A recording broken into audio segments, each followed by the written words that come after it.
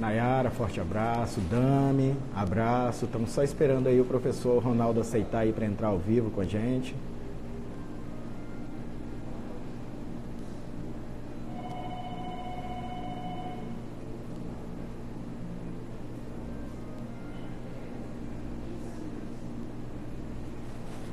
Vamos lá, pessoal, então, vamos dar início aí, o professor Ronaldo já está preparado.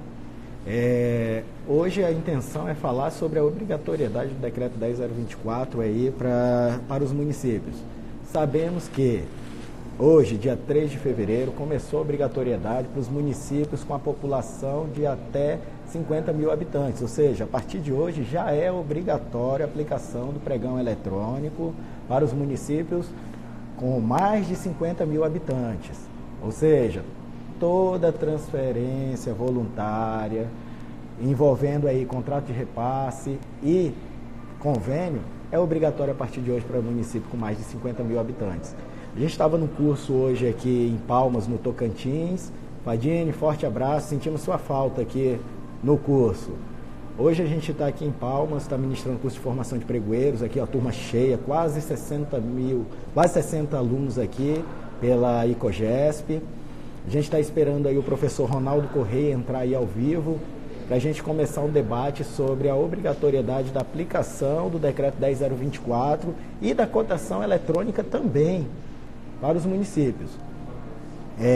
A gente vai ter aí o professor Ronaldo, ele mesmo, o rei da treta, professor Ronaldo, o homem da gravata borboleta. O professor Ronaldo Correia é da Controladoria Geral da União, é graduado em Logística, pós-graduado em Direito Administrativo e Gestão Pública, foi aluno do mestrado profissional em Administração Pública do programa Profiap na Universidade Federal de Sergipe, UFS, atua desde 2007 em função técnica e gerencial na área de logística pública, como chefe do núcleo de administração, chefe do setor de administração e logística, fiscal e gestor de contrato, pregoeiro e coordenador de licitação do COLIC, na Polícia Federal, PF, e na Controladoria Geral da União, respectivamente.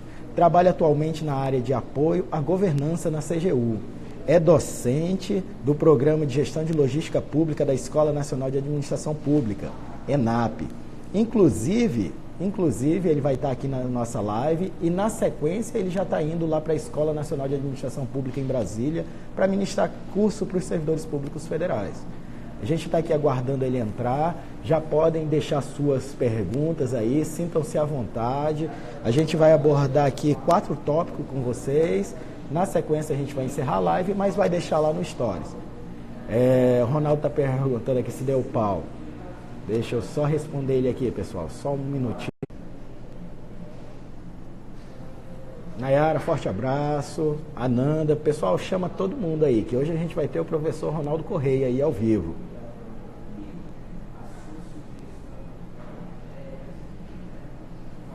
Vamos esperando aqui, eu já mandei aqui a solicitação para ele.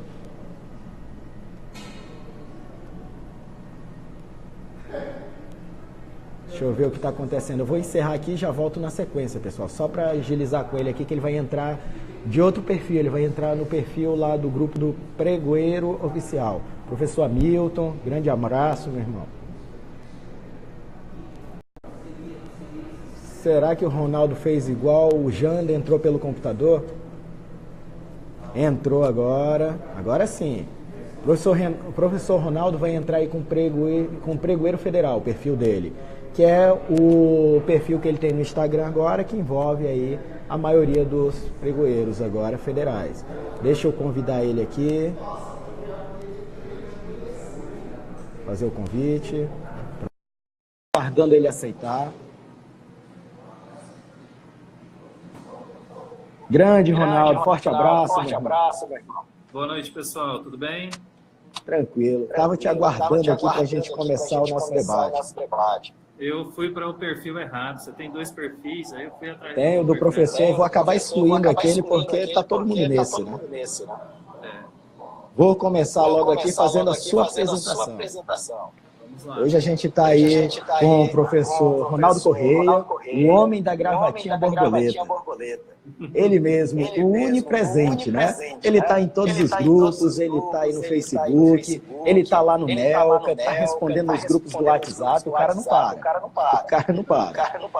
Mas vamos lá, vamos fazer a apresentação dele. O professor Ronaldo Correia, ele é graduado em Logística, pós-graduado em Direito Administrativo e Gestão Pública, foi aluno de mestrado profissional em Administração Pública do programa Profiap da Universidade Federal de Sergipe, atua desde 2007 em função técnica e gerencial na área de logística pública, como chefe do núcleo administrativo, chefe do setor de administração e logística, fiscal e gestor de contrato, pregoeiro, coordenador de licitação, na Polícia Federal e na Controladoria Geral da União.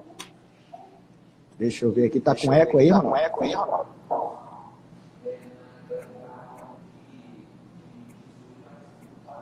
O Ronaldo trabalha atualmente na área de apoio à governança da CGU, é docente do Programa de Gestão de Logística Pública da Escola Nacional de Administração Pública, ENAP. Inclusive, daqui a pouco ele já sai da nossa live e indo direto para a sala de aula.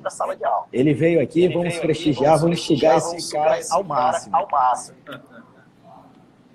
E o que a gente vai conversar? Além disso, ele atua também como moderador no grupo de pregoeiros federais, que é o perfil que ele entrou agora, que vem aí promovendo lives também para capacitar servidores federais, municipais e estaduais, assim como o nosso perfil, que é a maior comunidade, e também trabalha na Nelca, né? Ele também é moderador da Nelca, que é uma das maiores comunidades virtuais de práticas de compras públicas. Conheci o professor Ronaldo pessoalmente lá no Congresso de Boas Práticas em Cuiabá, lá no evento da Atria, e hoje ele está aqui para conversar com a gente sobre o pregão eletrônico, as exigências do decreto 10.024 para os municípios. Exatamente. Quer falar alguma coisa, Ronaldo?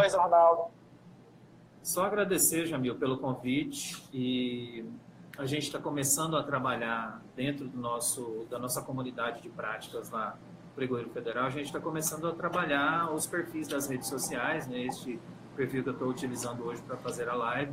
A gente pretende fazer várias lives com frequência, aí, pelo menos 2 vezes ao mês, né? E também temos um canal no YouTube onde a gente vai oportunizar que os próprios pregoeiros, os próprios colegas compradores públicos produzam vídeos, produzam material, porque a gente tem muita gente boa aí compartilhando conhecimento de graça, na boa vontade, né? Ajudando um ao outro. Então, a gente quer promover essa comunidade rica que a gente tem aí de compradores públicos. O pessoal está entrando aí. Está com eco para ti, Ronaldo? Para mim, não. Vê aí, se o pessoal reclamar de eco, eu posso colocar um microfone aqui, porque pode ser o meu também. Mas é porque o meu eu faço direto já com fone. Deixa eu colocar o meu aqui, porque se tiver... Pessoal, vocês que estão aí assistindo, dá um retorno para a gente. Está tendo eco?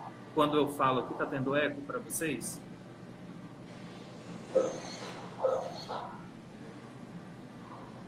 Renata, pessoal aí, dá um retorno para a gente. O pessoal está falando que não tem que usar o fone. Bom, vou colocar ele aqui, peraí.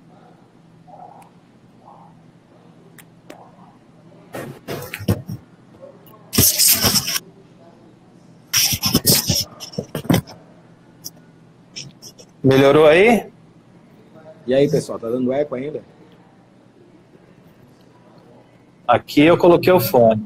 Eu também coloquei o fone aqui, eu acho que agora tá ok. Tá com eco ainda, Renata? Agora que eu coloquei o fone ainda tá com eco? Eu já não vejo mais eco, agora tá show aí, o Fabrício tá falando. Tá ótimo. Ótimo, a fadinha aí. Vamos seguir. Tá ok. Entrou o Saulo aí lá do Instituto Federal do Rio de Janeiro, grande parceiro nosso. Boa. Aí. Professor Hamilton Bonato, que vai ser o próximo que vai estar na nossa live aqui, falando sobre serviço de engenharia. Dentre outros professores que estão entrando aí. Amanhã o professor Saulo David, que vai conversar com a gente sobre modo de disputa aberto e fechado. E hoje a gente tem aí a ilustre presença do professor Ronaldo Correia. Ela falou que agora melhorou, então é o fone para os dois mesmo. Então vamos embora. Vamos lá, Ronaldo. A gente sabe que agora é 20 de setembro de 2019, foi editado o decreto 10.024. Isso. Novo regulamento federal do pregão eletrônico, trazendo algumas novidades. A gente sabe que hoje, dia 3 de fevereiro, já começou a primeira exigência, né, pessoal? Isso. Município com mais de 50.000 ou 50 mil habitantes aí já tem a obrigatoriedade de utilizar o pregão eletrônico. Isso vem aí numa sequência, né? A gente tem uma sequência, depois menos de 50 e menos de 15 mil, mais de 15 mil outra faixa etária, até 15 mil outra faixa etária. Mas vamos lá. A primeira pergunta para o Ronaldo vai ser a seguinte: é obrigatório o uso do pregão eletrônico por entes federados que utilizem recurso da União decorrente de transferência voluntária? Ou seja, convênio, contrato e repasse? Vamos lá. Então, o pessoal tem... a primeira dúvida que surge quando leem o decreto 10.024 é quem é obrigado a usar o pregão eletrônico conforme as regras do novo regulamento do pregão eletrônico, regulamento federal do pregão eletrônico. Textualmente, lá no artigo 1º, parágrafo 1º, fala: a utilização da modalidade de pregão na forma eletrônica pelos órgãos da administração pública federal, direta, pelas autarquias, fundações e fundos especiais é obrigatória. Então, a primeira obrigação que a gente vê no decreto é para os integrantes do SISG, que é o Sistema de Serviços Gerais, regulamentado lá pelo decreto 1094 de 1994. Então, esses são os primeiros obrigados a utilizar a modalidade de pregão na forma eletrônica, ou seja, os órgãos federais do SISG. Mas lá no parágrafo 3º, aparece também uma obrigação para os entes federativos com a utilização de recursos da União decorrentes de transferência voluntária. E aí começa a surgir algumas dúvidas, porque no final desse parágrafo 3º tem uma exceção. A princípio, todos os entes federativos que recebam recursos de transferência voluntária da União estão, a partir de agora, obrigados à utilização do pregão na modalidade eletrônica, aliás, na forma eletrônica. Eletrônica não é modalidade, né? Tretas à parte. Aí tem uma exceção que diz, exceto nos casos em que a lei ou a regulamentação específica que dispuser sobre a modalidade de transferência discipline de forma diversa. Então é muito importante que o ente federativo que está aplicando o recurso da União originário de transferência voluntária, primeiramente ele observe a lei ou regulamentação específica da modalidade de transferência. Há alguma ressalva lá? Há alguma determinação diferente da do decreto? Siga a determinação do ato normativo que disciplina a modalidade de transferência, tá? O próprio decreto dá preferência ou primazia à norma de transferência que disciplina especificamente aquele caso. Eu, pessoalmente, não tenho muita experiência com transferências voluntárias, então eu não conheço a legislação específica, mas aqui no decreto a gente vê que ele dá essa exceção, né? Se a norma de transferência voluntária disciplinar de forma distinta, siga a norma de transferência voluntária. No mais, a questão do convênio, o próprio convênio, né? O próprio convênio isso, disciplinando ali. Isso. Na verdade, a forma de transferência voluntária, ela não é só convênio, né? Aqui no decreto exemplifica tais como convênios e contrato de repasse.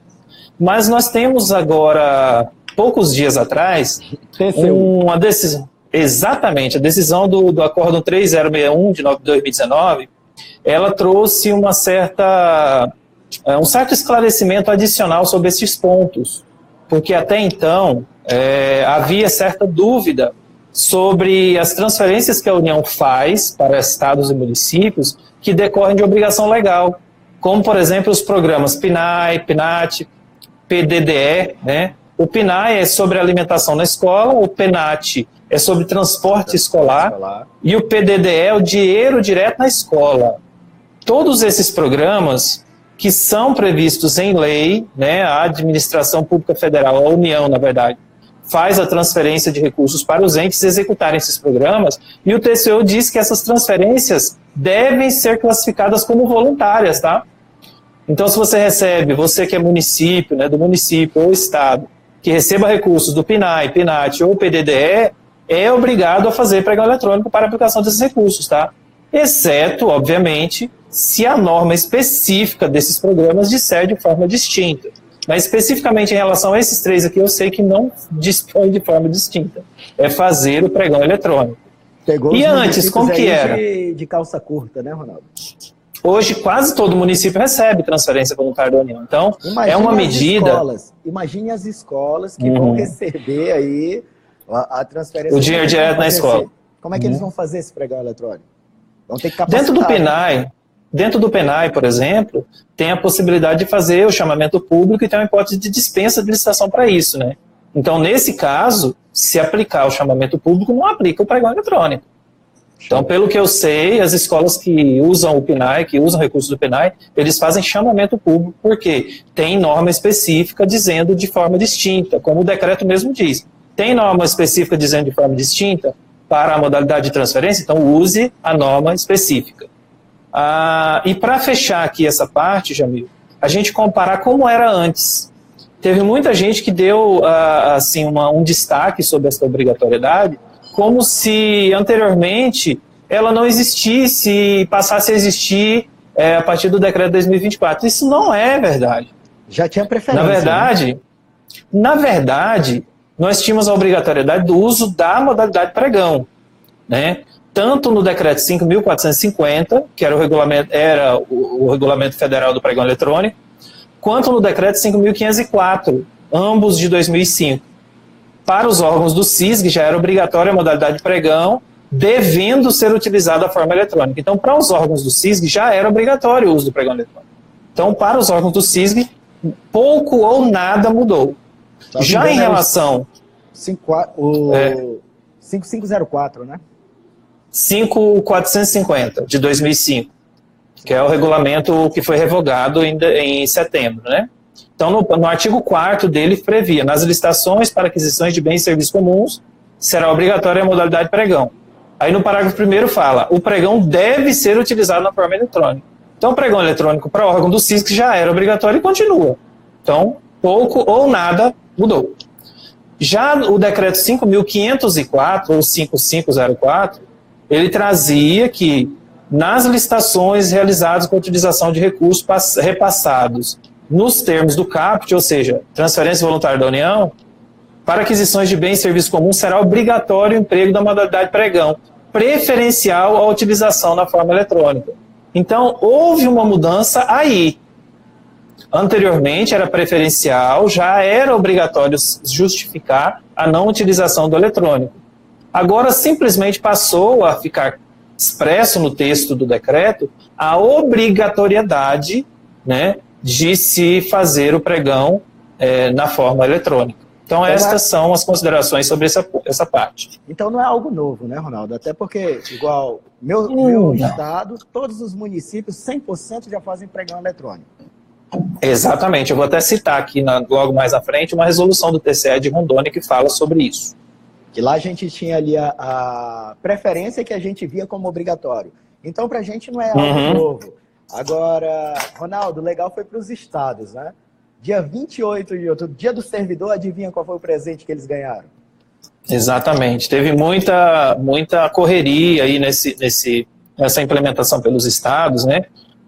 A gente vai falar logo mais à frente sobre os prazos certinho para cada um. Aí vocês vão ver que para os estados ficou bastante apertado. Na verdade, foi pego de calça curta, como eu costumo dizer, né? Eu tô em Palmas, estou ministrando um curso aqui pela Icogesp. A turma tá lotada. Já tem uma aluna aí que é acima de 50 mil. Estava até brincando com ela. Tem 50.001 habitantes. Já é obrigado a utilizar o pregão eletrônico para transferência voluntária. Já. Agora vamos lá. E a previsão da dispensa eletrônica, do sistema de dispensa eletrônica? Como é que ficou? Até conversei sobre isso com o Jander, sexta-feira. Mas qual é a tua visão dessa obrigatoriedade também da dispensa eletrônica para os municípios? Olha só, Jamil, no decreto, isso gerou uma certa dúvida, mas, sinceramente, eu acho que foi desnecessária essa polêmica toda. Por quê? A dispensa eletrônica, ou o sistema de dispensa eletrônica, foi prevista lá no decreto 10.024, nos seguintes termos, lá no artigo 3º, inciso 10. O sistema de dispensa eletrônica é o quê? A ferramenta informatizada, integrante da plataforma do CIASG, disponibilizada pelo Ministério da Economia para a realização dos processos de contratação direta de bens e serviços comuns, incluindo os serviços comuns de engenharia. Então, essa é a definição do sistema de dispensa eletrônica. No artigo 51, trata da obrigatoriedade do uso do sistema de dispensa eletrônica. Aqui já destacar, Jamil, que a cotação eletrônica é outro instituto jurídico, tá? Criado por outra norma. É outra norma, é uma portaria 306 de 2001, que criou a cotação eletrônica. Há coincidências de abrangência, há coincidências de enquadramento legal, mas, a rigor, não são os mesmos institutos jurídicos ou regulamentares, na verdade. Aqui, cotação eletrônica hoje é obrigatória para a administração pública federal. Só que só com base no artigo 24.2, não é isso, Ronaldo? Olha, o enquadramento legal é o artigo 24.2 e tem mais um detalhe, Jamil. Além da cotação eletrônica, por incrível que pareça, a cotação eletrônica tem 19 anos, né? Ela é de 2001. E agora, eu vejo muita dúvida ainda. Quando a gente começa a dar curso, Ronaldo, principalmente para o pessoal da União, o pessoal nem sabe que é obrigatório fazer. Pois é. Não é novidade normativa, né? O uso de meios eletrônicos para fazer a dispensa. A cotação eletrônica já apesar da diferença entre dispensa eletrônica e cotação eletrônica, fato é que é um procedimento de disputa eletrônica para contratação direta. A diferença mais marcante, na verdade são duas diferenças mais marcantes em relação à dispensa eletrônica, a cotação eletrônica é somente para o inciso 2 do artigo 24, ou seja, só aquela dispensa por valor para compras e outros serviços. Não inclui serviço de engenharia. Aliás, minto. A outra característica é só para compra. É só compra. A cotação eletrônica é só compra. Não tem a possibilidade de fazer a dispensa de licitação para serviço usando a cotação eletrônica. Inclusive, eu posso, no que couber também, no caso de suprimento de fundo, regime de adiantamento, eu posso me fazer exatamente a utilização dessa portaria. Inclusive, já tem uma pergunta para ti aí, ó. A portaria eu vi aqui. De 2001, cotação eletrônica. Mas cada estado pode se utilizar de uma portaria própria? Olha só, o poder regulamentar de cada ente existe, né, e está vigente. Então, isso não foi alterado. A gente fala da cotação eletrônica da portaria 306 porque é aqui o órgão que o trabalho usa, né, o órgão do CISG, e é a mais conhecida. Eu desconheço, sinceramente, reconheço aqui minha ignorância, de que tenha outros sistemas de cotação eletrônica. Eu não conheço, não sei se você conhece. Então, assim, a rigor, só conheço o sistema de cotação eletrônica do Comprasnet, ou do portal de compras do governo federal.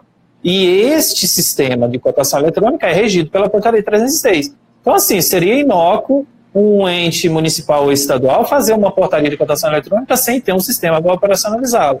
Se for utilizar o Comprasnet, a norma da cotação eletrônica é a portaria 306. Mas vamos voltar aqui na dispensa eletrônica, que ainda tem mais alguns detalhes. A dispensa eletrônica, ela ampliou muito o escopo da cotação eletrônica. A cotação eletrônica é só compra para o inciso 2, certo? A dispensa eletrônica deu uma absurda turbinada. No artigo 51 fala, pode ser para serviço comum de engenharia do inciso 1, não podia antes. Tranquilo. A cotação eletrônica não pode. Pode ser para serviços, aquisição de bens e contratação de serviços comuns do inciso 2, não podia serviço, só podia compra. Só aquisição, só compra. E para a aquisição de bens e contratação de serviço comum dos inciso 3 a seguir, até o 35, com um detalhezinho lá no final do dispositivo do artigo 51, inciso 3. Olha só, aí que é a questão. No finalzinho desse dispositivo, Jamil, lá no inciso 3 do artigo 51, fala quando cabível. Aí vem uma análise. Quando é cabível disputa numa dispensa de licitação? Eu elenquei aqui, por exemplo, 4 incisos que eu acho difícil ou improvável a disputa. No inciso 11, contratação de remanescente atendida à ordem de classificação da licitação. Já vai então, assim, se eu tenho que... Não tem para onde correr. Ah, mas aí eu poderia abrir uma cotação eletrônica, uma dispensa eletrônica, onde o requisito de participação seria que a empresa estivesse classificada na licitação anterior. Eu acho muito pouco provável que isso funcione. Então, assim, muito provavelmente esse inciso 11 do artigo 24 não é possível operacionalizar a dispensa eletrônica. Mas, em tese, seria possível, né? Eu vejo a questão operacional, acho muito difícil.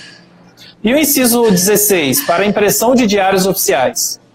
Você vai abrir uma disputa para poder imprimir o diário oficial do Estado?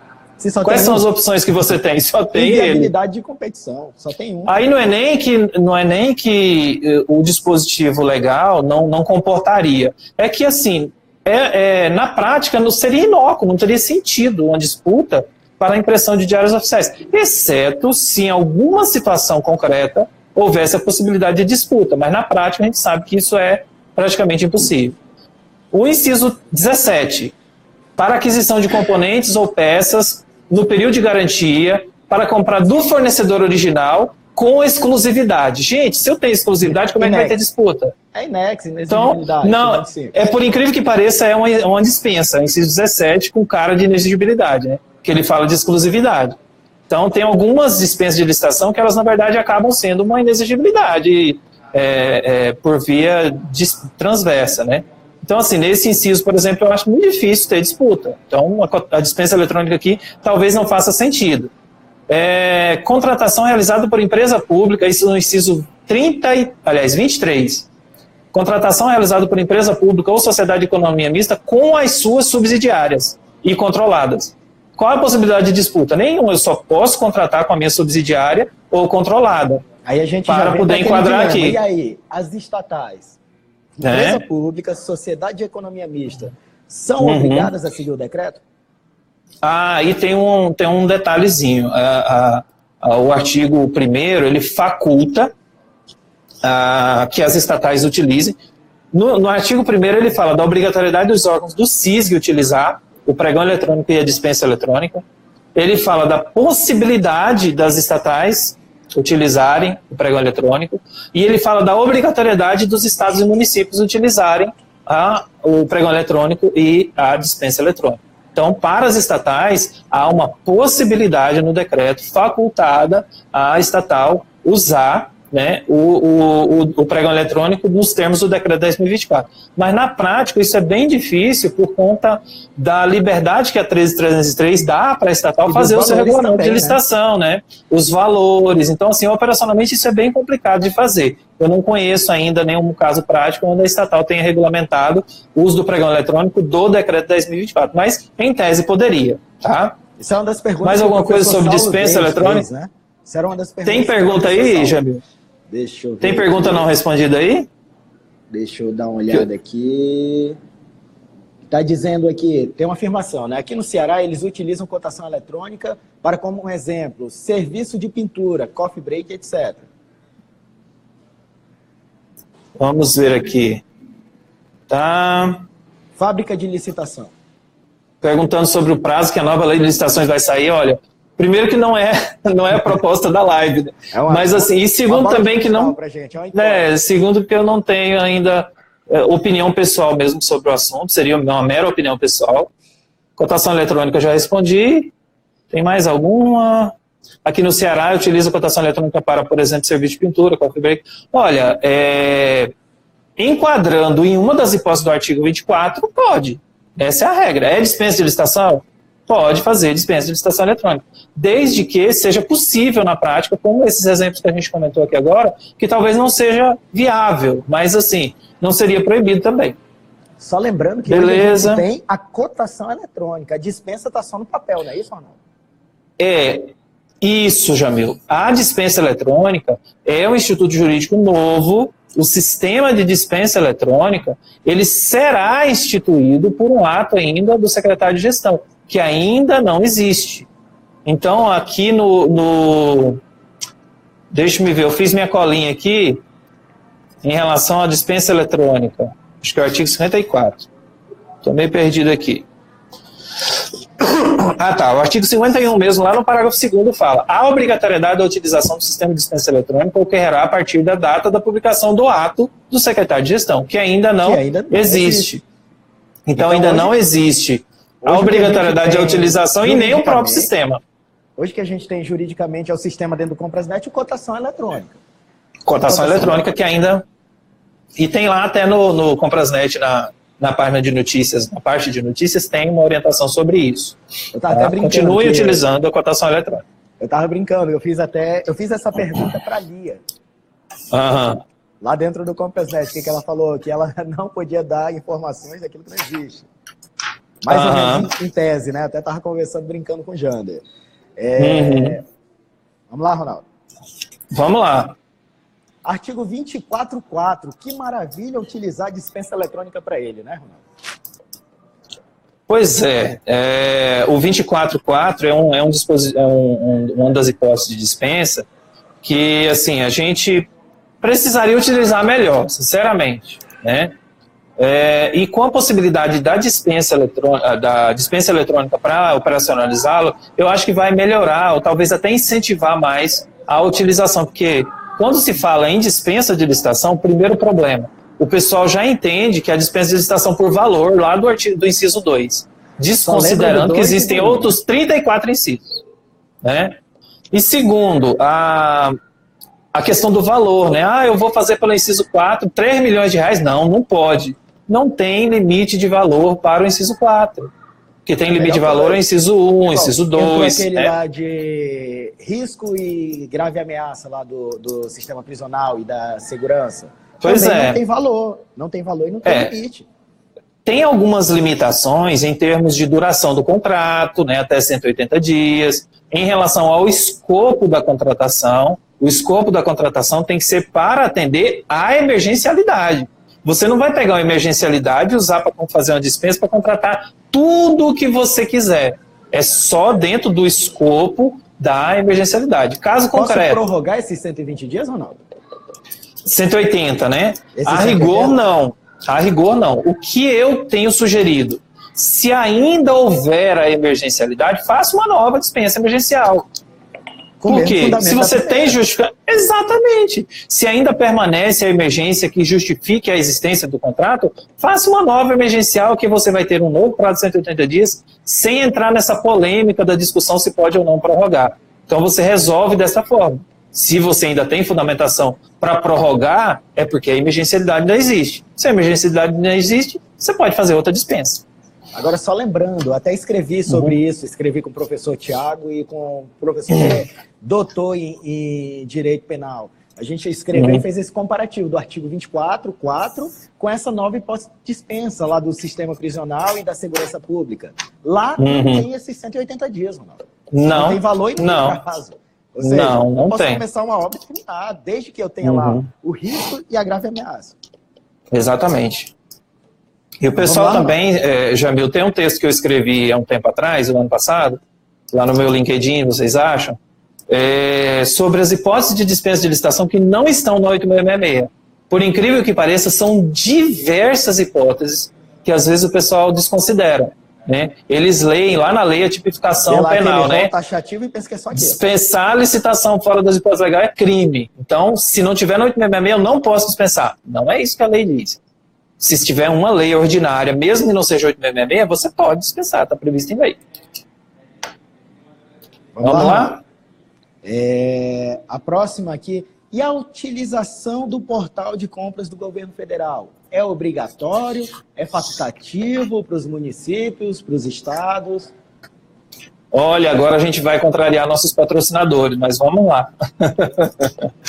Na verdade, amigo, essa dúvida até que não é tão frequente, não, mas ela ocorre. É obrigatório o uso do Comprasnet, ou eu posso usar um sistema próprio, ou eu posso contratar de terceiros, posso desenvolver o sistema próprio, né? Tem estados que têm, se eu não me engano, o estado de Minas Gerais tem um sistema próprio, né? Mesmo que seja você contratar uma Stefanini, uma TOTUS da vida para desenvolver para você o sistema próprio, não tem problema. Pode utilizar sim, já antecipando a resposta. Só que nessa altura do campeonato, Ronaldo, imagine, nessa altura do campeonato, fazer uma licitação para contratar uma empresa para desenvolver um pregão, sendo que a obrigatoriedade já está batendo na porta. Pois é, aí tem duas situações, Jamil. Tem o sistema de compras do governo federal, que está disponível, né, para adesão e utilização gratuita, né, é um sistema público, é um sistema ambos, né? sustentado, tanto do fornecedor, né? Quanto da tanto do fornecedor quanto da administração.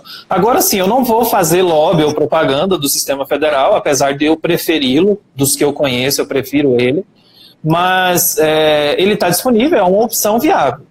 E tem outras opções? Tem um sistema, se você já tem um sistema contratado de terceiros e a empresa tiver uma atualização desse sistema para poder comportar as regras do pregão eletrônico, você pode continuar utilizando ele. Modo de disputa, intervalo, sigilo da proposta. Desde que configurado para usar o pregão eletrônico.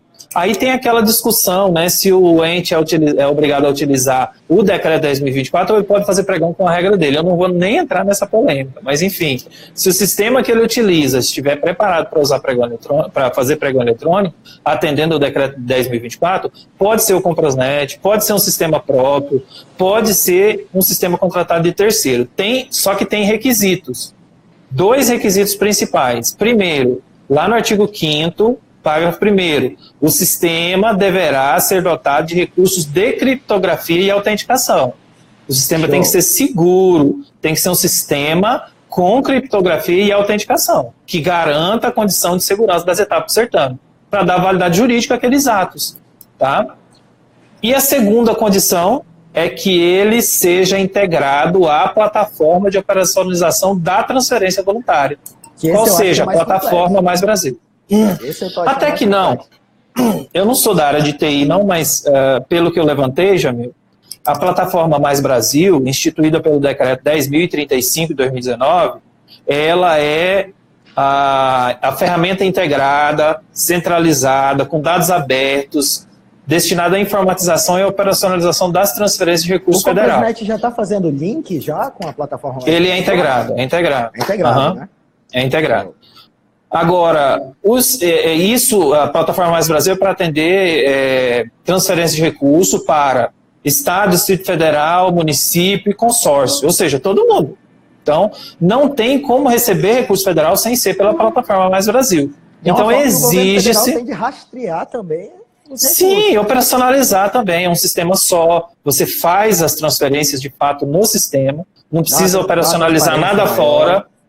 Tem a prestação de contas, tem transparência, tudo lá. Então, se você for utilizar aquele recurso para fazer licitação, o seu sistema tem que integrar com a plataforma Mais Brasil, de forma que a plataforma Mais Brasil consiga identificar como que a licitação foi feita, quais foram os valores, quais foram os adjudicatários. Enfim, tem uma API, que é um dispositivo de integração, né, com essa base de dados da plataforma Mais Brasil, que já foi disponibilizado, tem um manual de uso dela, para você integrar o seu sistema com a plataforma Mais Brasil. Então, assim, os meios para fazer a integração já foram disponibilizados, você pode procurar no Google, aí, acho que tem empresa aqui, inclusive, na live. Eu quero integrar meu sistema à plataforma Mais Brasil. Nosso patrocinador. Eu quero integrar minha solução aqui, meu sistema de pregão, à plataforma Mais Brasil. Beleza, tem uma API para isso, para fazer a integração de dados, e você precisa, de repente até se alguém quiser, a gente pode mandar o que eu tenho aqui, a pesquisa que eu fiz, tem lá uma página explicando, o manualzinho da API, não sou da área de TI, mas eu tive acesso, eu dei uma lida, tem uma orientação já sobre como fazer essa integração. E salvo engano, já teve muita gente aí que fez, tá?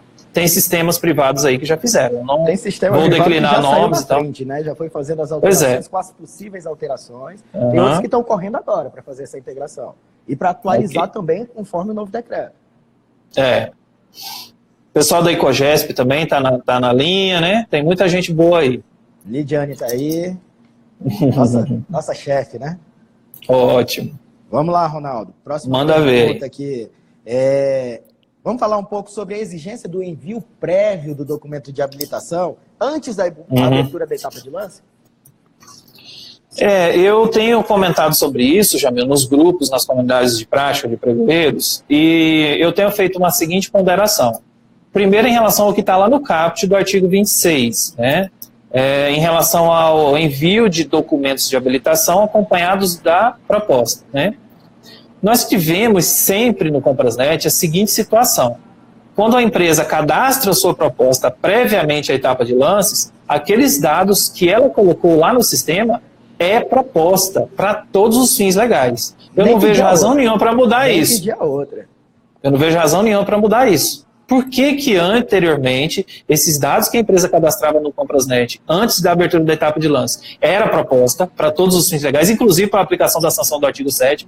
Se ela não mantivesse aquela proposta, ela poderia ser penalizada pelo artigo 7º. Por que isso mudaria agora? Então, eu entendo que continua sendo proposta, aqueles dados que ela cadastra no sistema. Não precisa de um anexo para ter uma proposta no sistema. É claro que, como a gente já discutiu, né, já viu esses dias agora, semana passada, sobre isso, né? O sistema está entendendo de forma diferente, ele está exigindo um anexo de proposta. Mas isto nem passa para a próxima fase. Pois é, isso é um problema, porque o decreto diz conforme, né, for o caso, conforme aplicável. Se o edital exigiu um anexo de proposta, aí já é outra história, porque se você não anexar, você está descumprindo o edital. Mas o decreto não exige necessariamente que toda proposta só possa ser cadastrada se tiver um anexo de proposta. O decreto não trata disso. Essa é a minha ponderação que eu tenho feito, né? A gente tem que reconhecer o esforço do pessoal do sistema Comprasnet de estar atualizando e corrigindo. Nós tivemos várias questões que foram levantadas, que já foram corrigidas, está sendo atualizado constantemente. Exatamente. Então, por isso que é útil a gente fazer essas ponderações, porque aproveitam, né, a rotina de atualização e, de repente, incorporam alguma correção, alguma melhoria, né, se for, de fato, aplicável.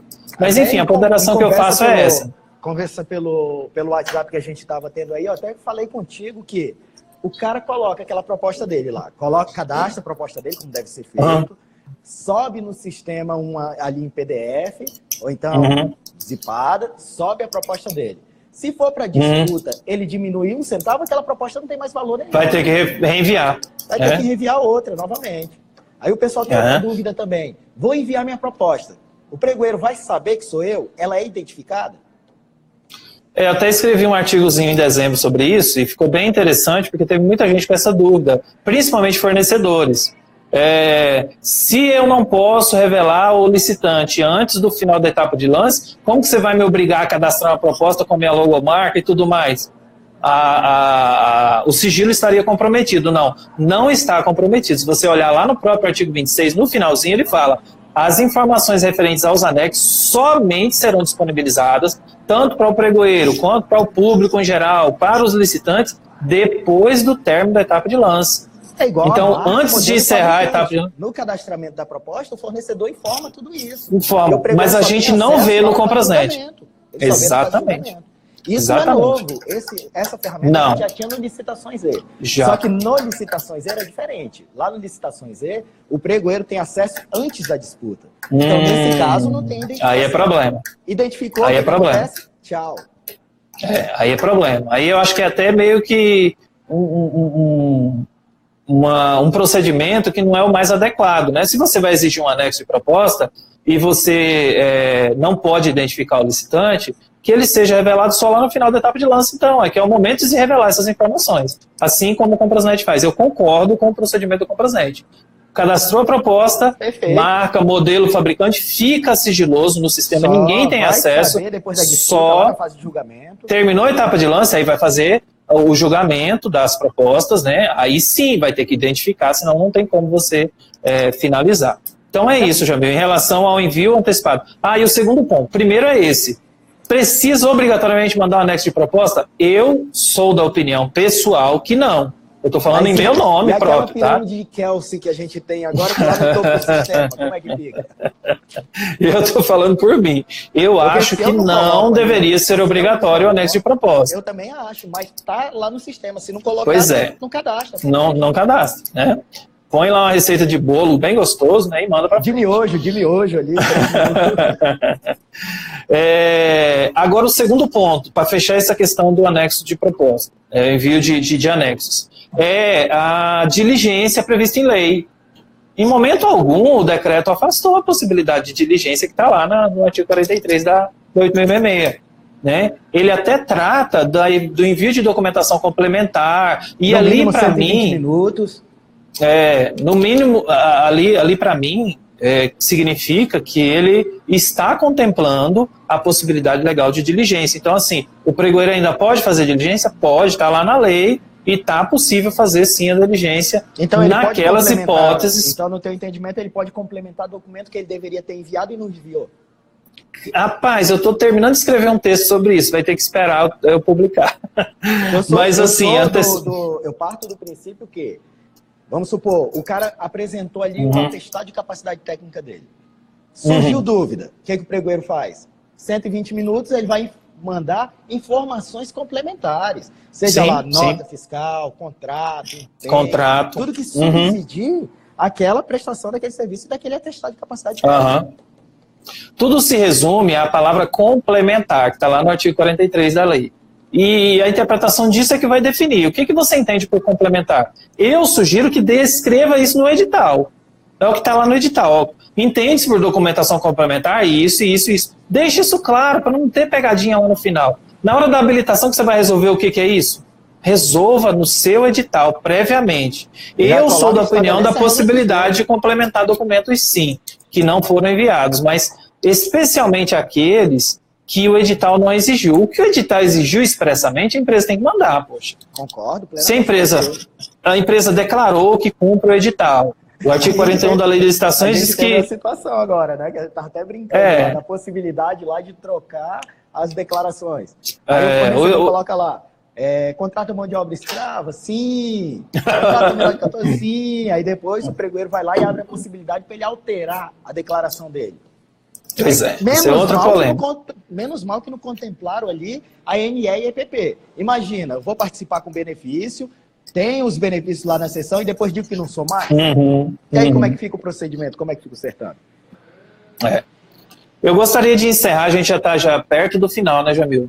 Faltando uns 10 minutinhos aí. Eu gostaria de encerrar, se você me permite. Disputa aberto e fechado, mas esse é...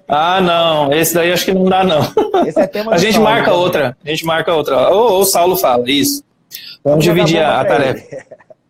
É isso aí, Saulo, tá contigo a bola. Deixa-me terminar aqui falando sobre os prazos. Nós tivemos a edição, né, no decreto fala lá no artigo 52, de um ato do secretário de gestão que iria estabelecer os prazos a partir dos quais os estados e municípios iriam ser obrigados à utilização do pregão eletrônico quando fizer uso de recurso de transferência voluntária da União. Aí no dia 18 de outubro, o decreto foi do dia 20 de setembro, não é? 20 de setembro. Enfim. Aí, no dia 18 de outubro, menos de um mês depois, saiu a portaria, a IN 206. A IN 206 é o ato do secretário de gestão que estabelece os prazos. E quais são esses prazos? Primeiro prazo, entrou em vigor a instrução normativa, os estados e o Distrito Federal já são obrigados. Ou seja, dia 18 de outubro, a entrada em vigor desta instrução normativa. A instrução normativa entrou em vigor dia 18 de outubro.